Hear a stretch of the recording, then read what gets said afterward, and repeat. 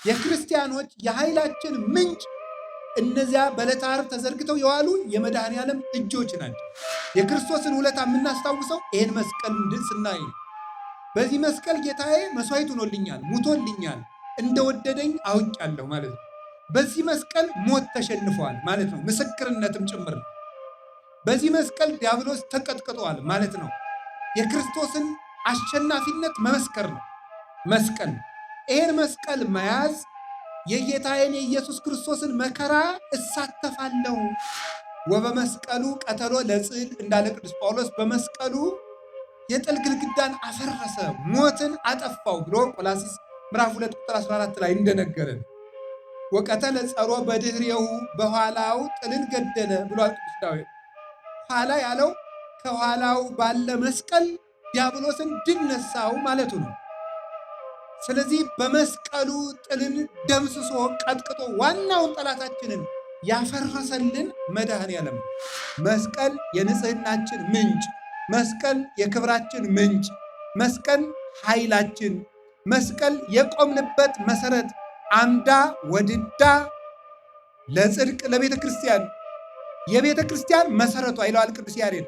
ዛይሉ ለሐመር በሰላም ለምትጓዘው ቤተ ክርስቲያን ጸጥታዋ ሞገዱን ጸጥ የሚያሰኝላት የቤተ ክርስቲያን መሻገሪያዋና ጸጥታዋ ወደቧ ይሄ መስቀል። ቤታችሁ ውስጥ መስቀል አድርጉበት፣ ግድግዳው ላይ ትከሉበት፣ አጥሩ ውስጥ ለውስጥ ትከሉበት። አጋንንት የሚረብሻችሁ እንዲርቅ አማትባችሁ ወደ ቤታችሁ ግቡ፣ አማትባችሁ ተሳፈሩ፣ አማትባችሁ ውጡ። የመስቀሉ ማህተም ይከተላችኋል።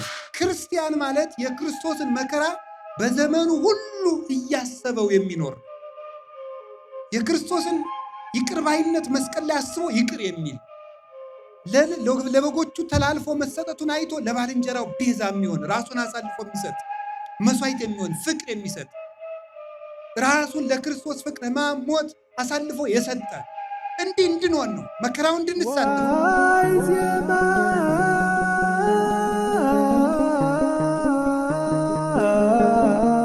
አበይት ረአስ መስቀል የመዊ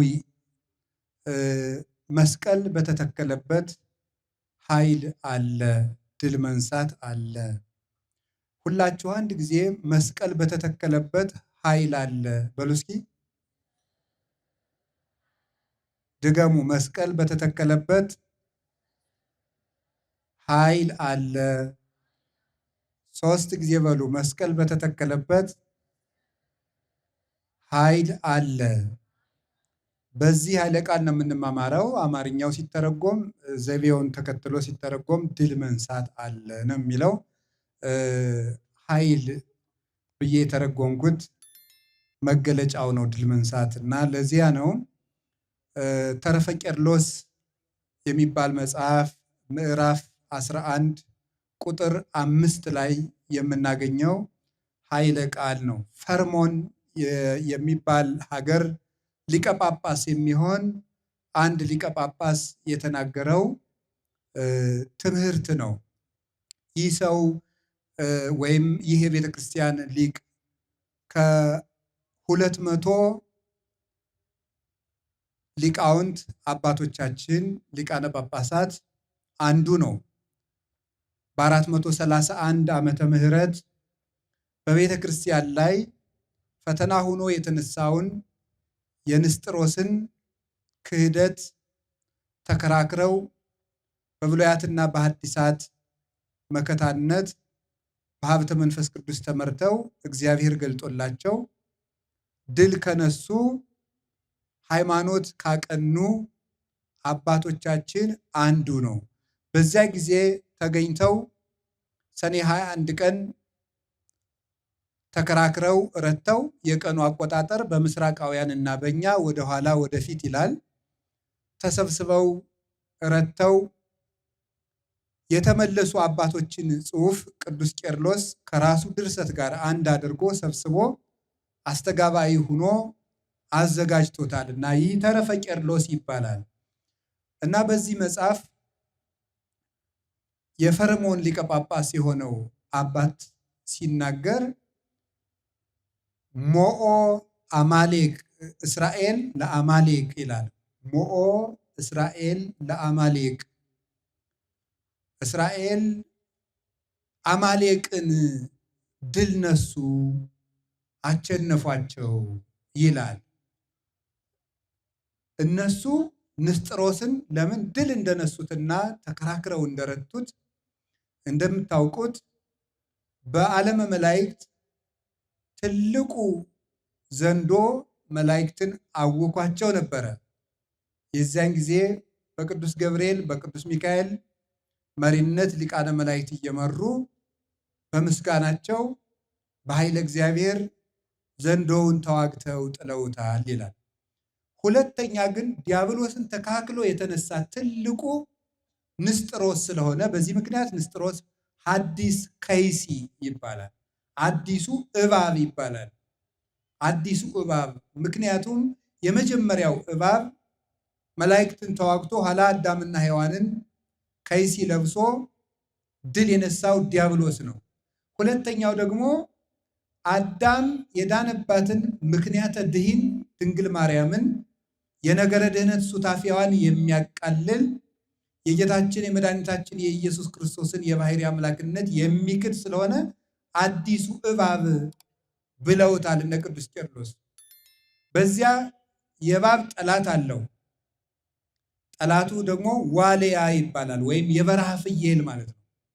እነዚህ የበረሃ ፍየሎች እባቡን ሰንጥቀው የሚበሉና የሚያጠፉት ናቸው እና የበረሃ ፍየል እባብ ይፈራል እና እነዚህን ሊቃውንት ተጋብኡ ኃየላት ዋልያዎች ተሰበሰቡ ብሎ ኢሳይያስ የገለጣቸው እነዚህን ነው። ዋልያ የበረሃ ፍየል የእባብ ጠላት እንደሆነ የንስጥሮስ የክህደቱ ጠላት የሆኑ ሊቃውንት እነዚህ ዋልያዎች ይባላሉ። ዋልያ ሁለት ጠባይ ነው ያለው። አንደኛው ፀጉረ ስስ በመሆኑ ውሃ ተጠሚ እንስሳ ነው። ስለዚህ በረሃ ውስጥ መኖር አይችልም። ተራራ ጫፍ ላይ ነው የሚኖረው።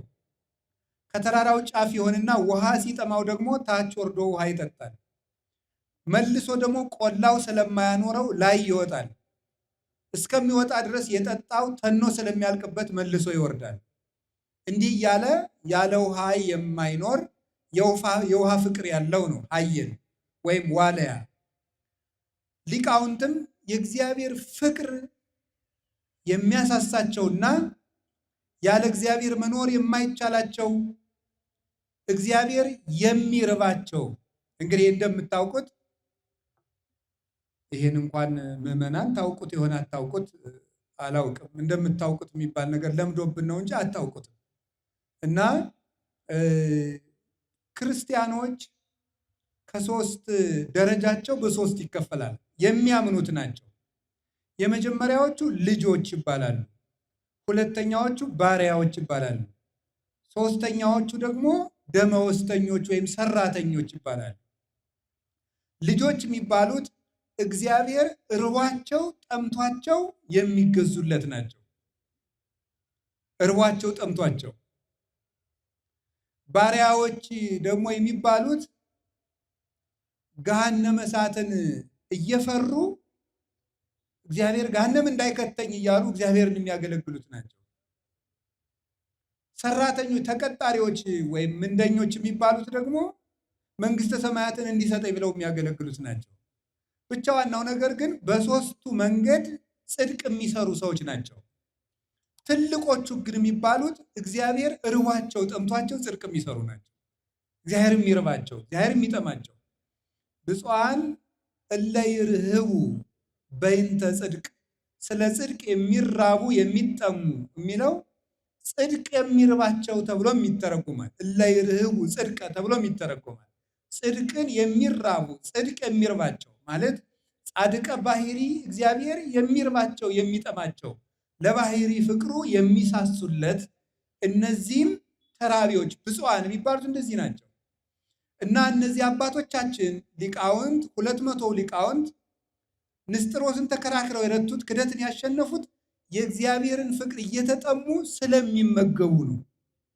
የእግዚአብሔርን ፍቅር የጠገቡ ሰዎች የትም ቦታ ሆነው ሄደው ድል ይነሳሉ። ድል መንሳት አጋንንትን ነው። ድል መንሳት ዓለምንና ስጋን ነው። ያንን ድል የሚነሱት የእግዚአብሔር ፍቅር ነው።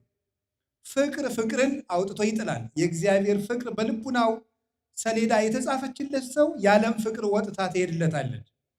ስለዚህ ፍቅር እግዚአብሔርን እየተመገቡ የዓለምን ፍቅር አውጥተው የጣሉት እነዚህ ዋልያዎች፣ ሁለተኛው የዋልያ ጠባይ እንዳልኳችሁ ነው፣ የእባብ ጠላት መሆኑ ነው።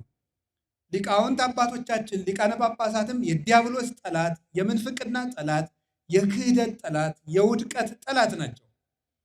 ስለዚህም ድል ነሱ እና ራሱን በእስራኤል መስሎ ይሄ ሰው በዚያ የተሰበሰቡትን አባቶችና ራሱንም አስገብቶ ይህ የፈርሞን ሊቀ ጳጳስ የሆነው አባት ምን ይላል? እስራኤልን ራሱን ወክሎና ሊቃውንቱን ሞኦ እስራኤል ለአማሌቅ፣ እስራኤል አማሌቅን ድል ነሳ ይላል። ኦሪት ዘጸአት ምዕራፍ 17 ቁጥር 11ን መሰረት አድርጎ ነው መልሶ ይጠይቃል። እስራኤል ከግብፅ ከወጡ በኋላ ከራፊድ ተነስተው ሲሄዱ ያገኟቸው የመጀመሪያ የመንገድ ላይ ጠላቶቻቸው ናቸው አማሌቃውያን ከፈርዖን በኋላ። እዚያ በኋላ እስራኤል አማሌቅን ድል ነሱ። ማይዜ መቼ ነው ይላል። መቼ ነው ድል የነሱት? እስራኤል አማሌቅን ድል የነሱት ሶበ በአምሳለ መስቀል ተመሰለ ሙሴ። እስራኤል አማሌቅን ያሸነፉ መቼ ነው ትለኝ እንደሆነ ሙሴ በመስቀል አምሳል በቆመ ጊዜ ነው እንጂ መቼ ነው ይላል። እስራኤል ያሸነፉ መቼ ነው ትለኝ እንደሆነ ሙሴ በመስቀል አምሳል በቆመ ጊዜ። ሶበ ያነስ እደዊሁ ሙሴ ይትመውኡ አማሌቅ። ሙሴ እጆቹን ዘርግቶ ባነሳ ጊዜ አማሌቃውያን ድል ይነሳሉ። ምንትኑዝ ትርጓሜሁ ዘይቤ ሶበ ያነስ ሙሴ እደዊሁ ይትመውኡ አማሌቅ። ሙሴ እጁን ባነሳ ጊዜ አማሌቃውያን ድል ይነሳሉ፣ እስራኤል ያሸንፋሉ ብሎ መጽሐፍ ቅዱስ የተናገረው ትርጉሙ ምንድን ነው ትለኝ እንደሆነ ሀበይ ትርአስ መስቀል ህየ መዊ ይላል። መስቀል በተተከለበት ድል መንሳት አለና ብሎ ይናገራል። ቅዱስ ቄርሎስ እንዲህ ብሎ ተረጎመው። እንግዲህ እንደምታውቁት አማሌቃውያን በመንገድ አናሳልፍም ባሏቸው ጊዜ የእግዚአብሔር ቤተሰቦች እግዚአብሔር ሕዝቡን ይመራ ነበርና የሰው ገንዘብ እንዳትቀሙ፣ አዝመራ እንዳትበሉ፣ የሰው ጓሮ አትንኩ፣ ውሃቸውን እንዳትጠጡ እኔ መግባቸዋለሁ ብሏቸው እስራኤል በመንገድ አላሳልፍም ሲሄዱ አላሳልፍም ያሏቸውን ሰዎች በሉ እናንተም እንግዲህ ኃይል የእግዚአብሔር ነው ሂዱ አላቸው። የዚህ ጊዜ ሙሴን እግዚአብሔር ወደ ተራራው ጫፍ ውጣ አለው። ወደ ተራራው ጫፍ ውጣና እኔ በዚያ ካንተ ጋር እሆናለሁ፣ አንተ እጆችን ዘርግተህ ቁም፣ ኢያሱ ድል ይነሳል አለ። የዚህ ጊዜ ሙሴ እጆችን ዘርግቶ ሲቆም እስራኤል ያሸንፋሉ። የሙሴ እጆች ደግሞ ወደ ታች ሲወርዱ እስራኤል ይሸነፋሉ። ስለዚህ የሙሴ እጅ ከባድ ስለነበረ አሮን በቀኝ ሆር በግራ ሆነው እጆቹን ተሸክመው በመዋላቸው እስራኤል ድል ነስተው መንገዳቸውን አለፉ። ይሄ ትርጉሙ ምንድን ነው? በአጭር ቃል የዚህን ትርጉምና ጥቂት ማብራሪያ ጨምሬ የዕለቱን መልእክት እጠቀልላለሁ። ብዙ መርሃ ግብራት ስላሉ የእግዚአብሔር ቤተሰቦች የእስራኤል ጉዞ የክርስቲያኖች ጉዞ ነው። እስራኤል ከግብፅ መውጣታቸው እኛ ከዲያብሎስ አገዛዝ፣ ከሲኦል፣ ከድንቁርና፣ ከክህደት፣ ከውድቀት መውጣታችን ነው። ሙሴም ጌታችን መድኃኒታችን ኢየሱስ ክርስቶስ ነው። ፈርዖን ደግሞ የአጋንንት አለቃ ዲያብሎስ ነው። የፈርዖን ሰራዊት ደግሞ የዲያብሎስ ሰራዊት የሆኑ አጋንንት ናቸው። ግብፅ ውስጥ እስራኤል የሚሰሩት ፒራሚድ ለእስራኤላውያን ጉልበታቸውን ከመበዝበዝ በስተቀር ጥቅም የሌለው ፒራሚድ ነው። ያን ፒራሚድ ሊቃውንት ምን ብለው ይተረጉሙታል? እስራኤል ዕድሜ ዘመናቸውን ሰርተው አንድ ጥቅም ጠብ የማይልበት ፒራሚድ ነው የጎበኙት። ይህ ክርስቲያኖች ጥቅም የማይሰጣቸውና የነፍስ ጉልበታቸውን የሚያጠፋ ዕድሜ ዘመናቸውን የሚሰሩት የኃጢአት ግንብ ነው።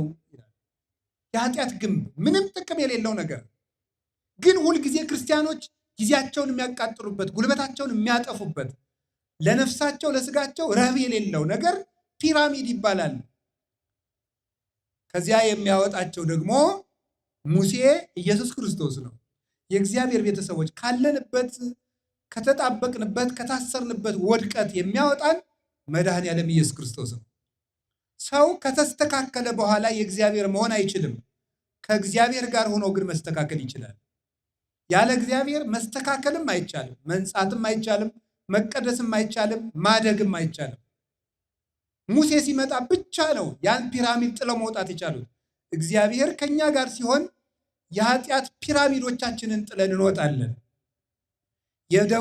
የበጉን ደም ምልክት አድርገው ስጋውን በልተው ወጥተዋል በሙሴ በትር። ያ በግ ራሱ ኢየሱስ ክርስቶስ ነው። ደሙም ደሙ ነው። መቃኑ ምንድን ነው? አባቶቻችን እንደተረጉሙልን ከናፍረ ምዕመናን ነው። የቤታቸውን በር ደም ሲቀቡት ሞት እንዳልቀረባቸው ክርስቲያኖች የክርስቶስን ደም ማህተም ያደረጉ ጊዜ ዲያብሎስን ድል ይነሱታል። በጉን በልተው የወጡት ሰዎች በሙሴ በትር ይሻገራሉ። የክርስቶስን ስጋና ደም የተቀበሉ ሰዎች በመስቀሉ የዚህን ዓለም ማዕበል ሁሉ ይሻገራሉ። መስቀልን ኃይል አድርገው ይሻገራሉ። ያ የሚሆነው ግን በክርስቶስ በደመ ማኅተሙ ሲከብሩ፣ ቅዱስ ስጋውን ክቡር ደሙን ሲቀበሉ ነው። ፈርዖን የሰጠመው በሙሴ ነው። አማሌቃውያንን ያሸነፋቸው ደግሞ ኢያሱ ነው። ሳዊሮስ ዘስሙናይን የተባለ የቤተ ክርስቲያን ሊቅ ይህንን ሲተረጉመው ሙሴ ክርስቶስ ነው ይላል። ዋናውን ጠላት የቀጠቀጠላቸው ሙሴ ነው። ዋናው ጠላታችን ዲያብሎስ ነው። ዋናውን የቀጠቀጠልን ማን ነው? እርሱ መድኃኔ ዓለም ነው። ወአንተ ቀጥቀጥከ አርእስቲሁ ለከይሲ በውስተ ማይ፣ የዘንዶውን ራስ በውሃ ውስጥ ሰበርከው እንደተባለ በጥምቀት የደመሰሰልን። ወበመስቀሉ ቀተሎ ለጽል እንዳለ ቅዱስ ጳውሎስ በመስቀሉ የጥል ግድግዳን አፈረሰ፣ ሞትን አጠፋው ብሎ ቆላስይስ ምዕራፍ 2 ቁጥር 14 ላይ እንደነገረን። ወቀተለ ጸሮ በድህሬሁ፣ በኋላው ጥልን ገደለ ብሏል ቅዱስ ዳዊት። ኋላ ያለው ከኋላው ባለ መስቀል ዲያብሎስን ድል ነሳው ማለቱ ነው። ስለዚህ በመስቀሉ ጥልን ደምስሶ ቀጥቅጦ ዋናውን ጠላታችንን ያፈረሰልን መድኃኔ ዓለም ነው። ከዚያ በኋላስ ሙሴ ፈርዖንን ቀጥቅጦላቸው በባህር አስጥሞላቸው ብቻ ይቀር አይደለም። ዘመናቸውን ሁሉ በሄዱ ቁጥር የሙሴ እጆች ነበሩ እስራኤል ድል እንዲነሱ የሚያደርጋቸው። ባለ በዘመናችን በቅዱሳን ሐዋርያት ዘመን፣ በሐዋርያውያን አበው ዘመን፣ በዘመነ ሰማዕታት፣ በጻድቃንም ዘመን ያለውም ዘመን ይሄም አልፎ በሚመጣው ዘመን ድል የምንነሳው አማናዊ ሙሴ ኢየሱስ ክርስቶስ በዕለተ ዓርብ እጁን ስለዘረጋልን ነው። እነዚያ የተዘረጉ እጆች ናቸው ለሰማዕታት ኃይል ያስታጠቋቸው፣ ለመነኮሳት በበረሃ ኃይል ያስታጠቋቸው፣ ለሊቃውንት ተከራክሮ መርታትን የሰጧቸው እነዚያ የመድኃኔ ዓለም ኢየሱስ ክርስቶስ እጆች ናቸው። የክርስቶስ እጆች የሙሴ እጅ የተዘረጋባቸው ድንጋዮች መስቀል ነው። የሙሴን እጅ ደግፎ የያዘው ድንጋይ መስቀል ነው። የክርስቶስ እጅ ያረፈበት ይሄ መስቀል ሙሴ እጁን ድንጋዩ ላይ አሳርፎ በዘረጋው ጊዜ የእስራኤል ጠላት ድል ይነሱ እንደነበረ መድኃኔ ዓለም እጁን ዘርግቶ በመሰቀሉ ምክንያት የኛ ጠላት የሆነው ዲያብሎስና ሰራዊቱ አጋንንት ኢኮነ ቀትልነ ምስለ ስጋ ወደም፣ የኛ ውጊያችን ከስጋና ደም አጋር አይደለም፣ ከመኳን የጨለማውን ዓለም ከሚገዙት ከመኳንንተ ጽልመት ጋር ነው ብሎ ቅዱስ ጳውሎስ እንደተናገረ ንስኡ ሰይፈ ዘመንፈስ ቅዱስ፣ የምንታጠቀው ሰይፍም የእግዚአብሔር ቃል ነው። ጋሻችን እና ኃይላችን መስቀል ነው። ስለዚህ እጁን ዘርግቶ ሙሴ ስለቆመ እስራኤል አሸነፉ። ሳዊሮስ ዘስሙናይን ይህን ሲተረጉም ይላል ሙሴ ክርስቶስ ነው። ኢያሱ ደግሞ ከሙሴ በኋላ የመጡ ሊቃነ ጳጳሳትና ካህናት ናቸው ይላል። ሙሴ እጁን ስለዘረጋለት በሙሴ ኃይል ተሰማርቶ ኢያሱ ያሸንፋል። መድኃኔዓለም እጁን ዘርግቶ ስለተሰቀለላቸው ሊቃነ ጳጳሳት ባርከው፣ ቀሳውስት ቀድሰው፣ መምህራን አስተምረው፣ ዲያቆናት ተልከው፣ ምዕመናን ጸልየው፣ መናንያን ተጋድለው፣ ሰማዕታት በመከራ ጸንተው ድል ነሱ። ይህንን ዓለም አሸነፉት። እንዴት? ሙሴ እጁን ስለዘረጋ። ከሙሴ እጅ መጽር የኃይላችን ምንጭ ያ የተዘረጋ እጅ ነው። የክርስቲያኖች የኃይላችን ምንጭ እነዚያ በዕለተ ዓርብ ተዘርግተው የዋሉ የመድኃኔዓለም እጆች ናቸው። ታስታውላላችሁ የእግዚአብሔር ቤተሰቦች፣ መድኃኒታችን ኢየሱስ ክርስቶስ በዚህ ዓለም ያሰማራቸው 12 ደቀ መዛሙርት ብቻ ናቸው። 12 ደቀ መዛሙርት በዓለም ያሉ ነገስታትን አፍ ዘግተው ማሳመን እንዴት ነው የቻሉት?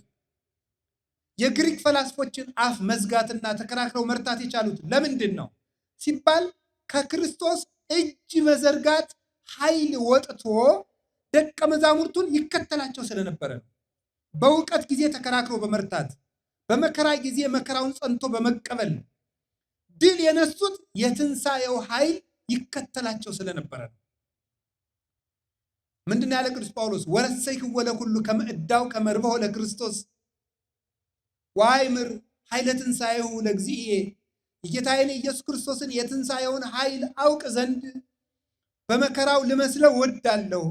ይህንን ዓለም ሹመቱን ሽልማቱን እንደ ጉድፍ እቆጥረዋለሁ። ምን ታተርፋለህ ትሉኝ እንደሆነ ክርስቶስን ትርፍ አድርጋለሁ ብሎ ነበር የተናገረ።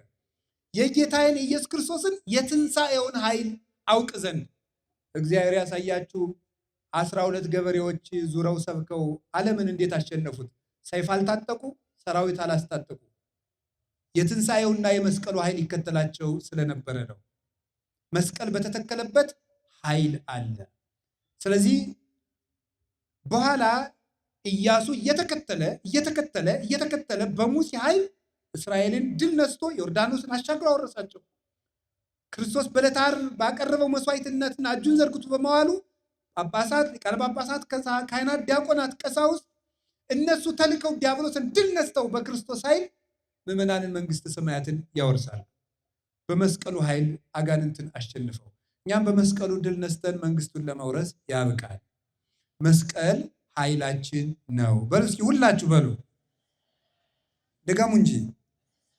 መስቀል ምናችን ነው? ኃይላችን፣ የምንመካበት ማህተብ ነው። የምንመካበት ማህተብ መስቀላችን ነው። መስቀል መያዝ ማለት ክርስቶስ በዚህ እንጨት ላይ ሙቶልኛል ብሎ ውለታን ማሰብ ነው። መታሰቢያዬን አድርጉ ያለ መከራዬን አስቡት ማለት ነው። ይህንን ህብስት ስትፈትቱ መታሰቢያዬን አድርጉ ማለት ስጋዬ ሲቆረስ ደሜን ስትጠጡ ስጋዬን ስትበሉ መከራዬ ትዝ ይበላችሁ ነው። የክርስቶስን ውለታ የምናስታውሰው ይህን መስቀል ስናይ ነው። በዚህ መስቀል ጌታዬ መስዋዕት ሆኖልኛል፣ ሙቶልኛል፣ እንደወደደኝ አውቄያለሁ ማለት ነው። በዚህ መስቀል ሞት ተሸንፈዋል ማለት ነው። ምስክርነትም ጭምር ነው። በዚህ መስቀል ዲያብሎስ ተቀጥቅጧል ማለት ነው። የክርስቶስን አሸናፊነት መመስከር ነው መስቀል። ይህን መስቀል መያዝ የጌታዬን የኢየሱስ ክርስቶስን መከራ እሳተፋለሁ። ዘሐመ ምስለ ክርስቶስ ይነግስ ምስለ ክርስቶስ። ከክርስቶስ ጋር የታመመ ሰው ከክርስቶስ ጋር ይነግሳል ይላል ርቱዐ ሃይማኖት የተባለ ኢትዮጵያዊ ሊቅ። ከክርስቶስ ጋር የታመመ ሰው ከክርስቶስ ጋር ይነግሳል። መከራውን ሰው እንዳቅሙ ይሳተፋል። መንኩሶ ይሳተፋል። ትዳር ይዞ ይሳተፋል። እንዳቅሙ ሰው የክርስቶስን መስቀል ይሳተፋል። ቢሮ እየሰራ ይሳተፋል። እየነገደ ይሳተፋል። እየራበው ይሳተፋል። የክርስቶስ መስቀል ባለንበት ሁሉ እንዳቅማችን እንሳተፋለን። ትንንሽ መከራዎችም ሆነ ብዙ መከራዎች ለቤተክርስቲያን የሚመጡብን ለዚያ ነው። ግን ቤተክርስቲያን ድል የምንነሳት ከመስቀሉ። መስቀሉን ጥሮ የሮጠ ሰው ድል አይነሳም። ከመስቀሉ ስር የተገኘ ሰው ግን ድል ይነሳል። ድል የነሱት መስቀል ተሸክመው ነው። ዘይጾረ መስቀለ ሞቴ ይክ ሊጸመደን ያለም ለዚህ ነው። የደረሰችበትን መከራ ያልተሰቀቃት ሰው ብቻ ነው ድል የሚነሳው ብሏል። መስቀል በተተከለበት ኃይል አለ። በመስቀሉ ድል የነሱ እጅግ በጣም ብዙዎች ናቸው። አንድ ሁለት አባቶችን ልንገራችሁ። አንደኛው አባ ገብረ ክርስቶስ ይባላል። አባ ገብረ ክርስቶስ የሚባል ኢትዮጵያዊ መናኝ ነው። ሄዶ የመነነ ግን ግብፅ ነው። በረሃ ውስጥ ይኖር ነበረ። በረሃ ውስጥ ሲጋደል ከአጋንንትና ከስጋ ጋር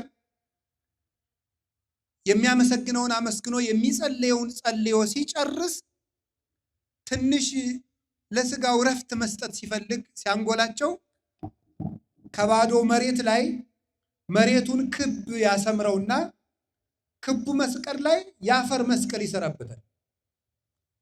ይሄን መስቀል የሚያልፍ የለም ብሎ ይተኛል። ሲመጣ ሲነቃ ዘንዶ፣ እባብ፣ ጊንጥ፣ አራዊት በሙሉ ተሰብስበው ከመስቀሉ ሳያርፉ ያገኛቸው። እንዲህ እያለ ዘመኑ ጎጆ ሳይሰራ በሙሉ መንኖ ኑሯል። መስቀል በተተከለበት ኃይል አለ። ክርስቶስ ሙቶ በዚህ ያሸንፏል። አይሁድ በችንካር ተዋጉት፣ ክርስቶስ ግን በሞቱ ነው የተዋጋቸው። አሸነፋቸው። በ70 ዓመተ ምህረትም ነቃቅሎ ርስታቸውን ነቅሎ እንዲሄዱ አደረጋቸው። ይሄ መስቀል ዝም ብሎ ያሸንፋል። ዝም ብሎ ቁሞ ያሸንፋል። በናቁት በተዋጉት ቁጥር ጦር ሳይሰብቅ ጠጠር ሳይወረውር ይሄ መስቀል ያሸንፋል። ልንገራችሁ፣ አይሁድን ነቅሎ የሰደዳቸው የሮማውያን ጉልበት ሳይሆን የመስቀሉ ኃይል ነበር። የናቁት መስቀል ነው ያሸንፋቸው። እንደናቁት እንደተሳለቁበት 6 ሚሊዮን አይሁዳውያን ጀርመን ውስጥ ተቀቅለው እንዲያልቁ በብረት ምጣድ እንዲጠበሱ በኬሚካል እንዲቃጠሉ ያደረጋቸው መስቀሉን መናቃቸው ነበር። ለ1800 ዓመት በላይ ተሰደው ወይ ሀገር ወይ ርስት ወይ የአብርሃም ሀገር ወይ ተራራ ወይ ወንዝ ወይ መቅደስ ወይ ርስት ሲሉ ያኖራቸው ይሄን መስቀል መናቃቸው ነበር። ይሄ መስቀል በዕለተ ዓርብ ቆመ። ሲበቀል ግን ላይታይ ይችላል። ሲበቀል አይታይም፣ ተበቅሎ ነው የሚታየው። 36 ዓመት ከ7 ወር ቻላቸው። ስላልተመለሱ ግን ነቃቅሎ አጠፋቸው። ወነሰቶሙ ለኃያላን እመናብርቲሆሙ እንደተባለ መስቀል ኃይል ነው። አባ ጊዮርጊስ ስለዚህ መስቀል ሲናገር ይህን መስቀል የሚለው መሰላችሁ? መስቀል ረመሃ ብርሃን ረመሃ እሳት ዘይረግዞሙ ለአጋንንት ርኩሳን። መስቀል አጋንንትን የሚወጋቸው የተሳለ መለኮታዊ ሰይፍ ነው። መስቀል ሐፀ እሳት ዘይደጉጾሙ ለአጋንንት፣ የአጋንንትን አይናቸውን የሚወጋ ሰይፍ። መስቀል ጉድበ ሙስና በዲበ ሰይጣን፣ በሰይጣን ላይ የተወረወረ ጉድብ መጥረቢያ ምሳር ሰይፍ ነው። መስቀል ኃይል ወፀወን በየማን ወበፀጋም ውዳሴ መስቀል በሚባል መጽሐፉ መስቀል በቀኝም ሆነ በግራ ከሚመጣ ነገር የሚጠጉበት ረቂቅ የሆነ መለኮታዊ ተራራና መጠጊያ ነው። መስቀል ባልን ጊዜ የክርስቶስ መከራው ማለታችን ነው። በዚህ መስቀል የምናስታውሰው እሱን ስለሆነ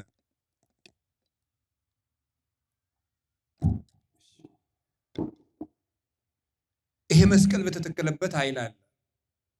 ከዚያስ ምን ይላል? መስቀል የንጽህናችን የቅድሳችን ምንጭ ነው። መስቀል ዕፀ ሕይወት፣ መስቀል ዕፀ ገነት። መስቀል በገነት ውስጥ የተተከለ የሕይወት ዛፍ ነው። ዘይሰቅይዎ አርባዕቱ አፍላጋት፣ 4 ወንዞች የሚያጠጡት የሕይወት ዛፍ። ኦሪት ዘፍጥረት ምዕራፍ 3 እንደምታነቡት ገነት ውስጥ 4 ወንዞች አሉ። 4 ወንዞች ከአንድ ዛፍ ስር ነው የሚፈልቁት። አንደኛው ግዮን፣ ሁለተኛው ጤግሮስ ኤፌሶን፣ ግዮን፣ ጤግሮስ፣ ኤፍራጥስ። አባ ጊዮርጊስ እንደሚተረጉመው ግዮን ፈለገ መዓር ነው፣ ኤፌሶን ፈለገ ወይን ነው፣ ጤግሮስ ደግሞ ፈለገ ዘይት ነው፣ የዘይት ወንዝ ነው፣ ኤፍራጥስ ደግሞ ፈለገ ሐሊብ ነው ብሎ ይነገራል። ይህ ማለት ምን ማለት ነው? አንዱ ወይን ነው፣ አንዱ ማር ነው፣ አንዱ ወተት ነው፣ አንዱ ዘይት ነው። እነዚህ ደግሞ ከአንድ እንጨት ይፈልቃሉ ይላል። ምን ማለት ነው ይላል? ይሄ እንጨት መስቀል ነው። እዚህ ላይ የሚወጡት 4 ወንዞች 4 ወንጌላውያን ናቸው። በሁለተኛ ትርጉም ግን ራሱ ኢየሱስ ክርስቶስ ነው አራቱን ወንዝ ወክሎ መስቀሉ ላይ የፈሰሰው ይላል። ምንድን ነው? ማር ጣዕም አለው። ክርስቶስም መራራውን ዓለም ያጣፈጠ ነው። እዚያ ወተት አለ። አንድ ወንዝ ወተት ነው፣ በወተት ይመሰላል ማለቱ ነው። ክርስቶስም ነፍሳትን የሚያሳድጋቸው መለኮታዊ ምግብ ነው። መለኮት የተዋሃደው ስጋውና ደሙን ነው። አሳዳጊ ነው ክርስቶስ።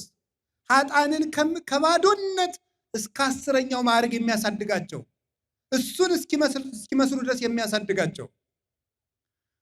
አንደኛው ወንዝ ወይን ነው።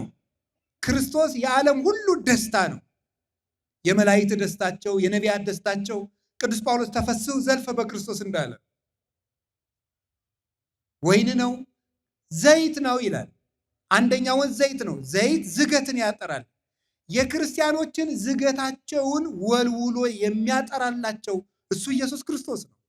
እውነተኛው ዘይት ወአጽሐርከ በቅብር ርእሴ ያለው በዘይት ተቀብተው በቅባ ቅዱስ ተቀብተው ነገስታት ይከብሩ ነበረ።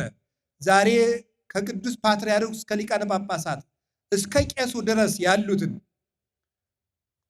በቅባ መንፈስ ቅዱስ አክብሮ ሊቃነ ጳጳሳት ያደረገ፣ ቀሳውስትን ያከበራቸው፣ የሞት ማሰሪያን እንዲፈቱ ያደረጋቸው፣ አጋንንትን በመስቀል ድል እንዲነሱ፣ ሙት እንዲያነሱ፣ ድውይ እንዲፈውሱ፣ ይልቁንም ማንም የማይፈታውን የኃጢአትን መሰሪያን እንዲፈቱ ያደረጋቸው፣ ባለትዳሮችን በተክሊል ያከበራቸው፣ ያ ሀብተ መንፈስ ቅዱስን የሰጠን ኢየሱስ ክርስቶስ ፈለገ ዘይት ነው ብሎ ይተረጉማል። መስቀል የንጽህናችን ምንጭ፣ መስቀል የክብራችን ምንጭ፣ መስቀል ኃይላችን፣ መስቀል የቆምንበት መሰረት፣ አምዳ ወድዳ ለጽድቅ ለቤተ ክርስቲያን፣ የቤተ ክርስቲያን መሰረቷ ይለዋል ቅዱስ ያሬድ። ዛይሉ ለሐመር በሰላም ለምትጓዘው ቤተ ክርስቲያን ጸጥታዋ ሞገዱን ጸጥ የሚያሰኝላት የቤተ ክርስቲያን መሻገሪያዋና ጸጥታዋ ወደቧ ይሄ መስቀል ነው። ዛዛን ከለነ ወይዛተ መናፍስት ዘኮንከነ መርሶዮት ሙስና የምንለው እዚህ ነው። አጋንንት ነቅንቀው ያመጡትን የክደት የኃጢአት የመከራ ጎርፍ ጸጥ የሚያደርገው ይሄ ነው። መድኃኔዓለም እዚህ ላይ ሆኖ ነው ጸጥ። ወተንሥኦ ገሰጾሙ ለነፋሳት፣ ተነስቶ ነፋሳትን ገሰጻቸው ይላል ማቴዎስ ወንጌል ምዕራፍ 8 ላይ። ይህንን ቅዱስ ሳዊሮስ ዘአንጾኪያ ሲተረጉመው ተነስቶ ነፋሳትን ገሰጻቸው። ነፋሳት የተባሉት አጋንንት ናቸው። በቤተ ክርስቲያን ላይ የክደትን የመከራን ማይበል የሚያመጡትን አጋንንት ክርስቶስ በትንሣኤው ኃይል ዝም ያደርጋቸዋል ይላል። የቤተ ክርስቲያንን ሞገድ ጸጥ የሚያደርገው የክርስቶስ ትንሣኤ ነው። ክርስቶስ በመስቀሉ የቤተ ክርስቲያንን ሞገድ አጥፍቷል። በትንሣኤው ጸጥታን ረፍትን ሰጥቷታል። ሀበይት ራስ መስቀል ህየመዊ፣ መስቀል በተተከለበት ኃይል አለ። የእግዚአብሔር ቤተሰቦች መስቀል ኃይላችን ነው። ሁሉም የተገናኘ ነው። አይምሯችን እንዲያስብ ያስፈልጋል። የመስቀሉን ማህተም ይዛችሁ ደስ እንዲላችሁ ነው። አንሰ ኢይዝያር ሐሰ ዘይንበለ በመስቀሉ ለእግዚእነ ኢየሱስ ክርስቶስ፣ እኔ ከጌታዬ ከኢየሱስ ክርስቶስ መስቀል በሆን በቀር በምንም አልመካም ብሏል ቅዱስ ጳውሎስ ገላትያ ምዕራፍ 6 ቁጥር 14 ላይ። የምንመካበት ጋሻ መስቀል ነው። እንግዲህ እዚህ መስቀል አደባባይ ላይ ቆመናል። የቆምንበት ኃይል መሰረት ላይ ነው። ሞት ያሸነፈበት ኃይል ሁላችን አንገታችን ላይ አለ። ደስ ሊላችሁ ይገባል። የእግዚአብሔር ቤተሰቦች ቤታችሁ ውስጥ መስቀል አድርጉበት፣ ግድግዳው ላይ ትከሉበት፣ አጥሩ ውስጥ ለውስጥ ትከሉበት። አጋንንት የሚረብሻችሁ እንዲርቅ አማትባችሁ ወደ ቤታችሁ ግቡ፣ አማትባችሁ ተሳፈሩ፣ አማትባችሁ ውጡ። የመስቀሉ ማህተም ይከተላችኋል። በመጨረሻ ግን ምን ለማለት ፈልጌ ነው? መስቀል በተተከለበት ኃይል አለ እና አሁን ከዚህ ዛሬ የተሰበሰብንበት ብፁዕ አባታችን አቡነ አብርሃም የጽርሐ ጽዮን ቤተክርስቲያን ዝም ብሎ ቤተክርስቲያኑ ብቻ ሳይሆን በውስጡ በርካታ ፕሮጀክቶች አሉት። ከነዚያ ፕሮጀክቶች አንዱ የመስቀል ፕሮጀክት አለው። 9 የሚሆኑ ፕሮጀክቶች አሉ። ካልተሳሳት በኋላ እታረማለሁ። ወደ 9 ፕሮጀክቶች አሉት የጽርሐ ጽዮን ፕሮጀክት። እዚያ ውስጥ አንዱ መስቀል አለው። ተራራው ላይ መስቀል መትከል ፕሮጀክት አለው። ትልቅ መስቀል። እዚያ መስቀል ለምንድን ነው መስቀል ለምንድን ነው የሚተከልልን? መስቀል በተተከለበት መልሱ እንጂ ተናገሩ እንጂ ኃይል ባለበት ምን አለ? ድል መንሳት አለ። ማን ነው የምናሸንፈው? ዲያብሎስን። ዲያብሎስ ከተሸነፈ ደግሞ ሰውም ይሸነፋል። የኛ ላይ የመስቀሉ ኃይል ካደረብን አጋንንት ዝም ይላል። አጋንንት ዝም ካሉ ደግሞ አጋንንት ያደረባቸው ሰዎችም ዝም ይላል። የክርስቶስ ብርሃን ይገለጽበታል። አጋንንት ድል ነሳለን። እዚያ ጉዞ እንደሚደረግ ለእኔም ነግረውኛል ብፁዕ አባታችን። ሰው መስቀል ተሸክሞ ሁሉ እንዲጓዝ ወደዚያ የጌታውን መከራ እያስታወሰ ከዚህ በላይም ክርስትና የለም። ጌታችን መድኃኒታችን ኢየሱስ ክርስቶስ ምንድን ነው ያለ? ከዚህ በላይ ክርስትና የለም ማለት መስቀሉን እንደማሰብ ያለ የክርስቶስ መከራው በዓይናችሁ እስኪሳል ድረስ አስተምሬያችሁ ነበር ነው ያለ ቅዱስ ጳውሎስ።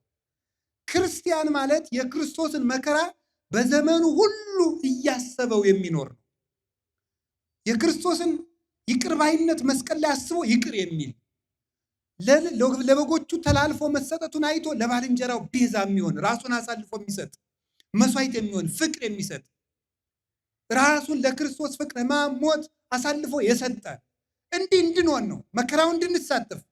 ታውቃላችሁ የእግዚአብሔር ቤተሰቦች፣ እኛ ንስሐ የምንገባ እንደው ቀኖና የሚሰጠን 40 ስገድ 100 ስገድ የሚባለው እንደው በስግደቱ ቅጣት ልንጸድቅ ይመስላችኋል? ደግሞስ ቅጣት ነው። እድሜ ዘመናችን ለሰራነው ኃጢአት እንደው እጅ እግራችን ተቆርጦ ቢሰጥስ ካሳ ይሆናል? ይበቃል? ኧረ አይበቃም። ታዲያ ለምንድን ነው የምንናዘዘው? ኃጢአተኛ ነኝ ስንል ክርስቶስ ኃጥእ ተብሎ የተሰደበውን ሎቱ ስብሐት ስድቡን እንድንሳተፍ ነው። ቀኖና የሚሰጠን ደግሞ ተሰድቦ አልቀረም፣ ተገርፏል፣ ግርፋቱ እንድንሳተፍ ነው። የመስቀሉን ግርፋት በአቅማችን በቀኖኗ በስግደቷ እንሳተፋለን። መከራውን ተሰትፈን የትንሣኤውን ብርሃን እንሳተፋለን። ሀበ ይትረአስ መስቀል እየመዊ መስቀሉ ባለበት ኃይለ እግዚአብሔር ለሁላችን ይድረሰን። ወስብሐት ለእግዚአብሔር። ይቆየን።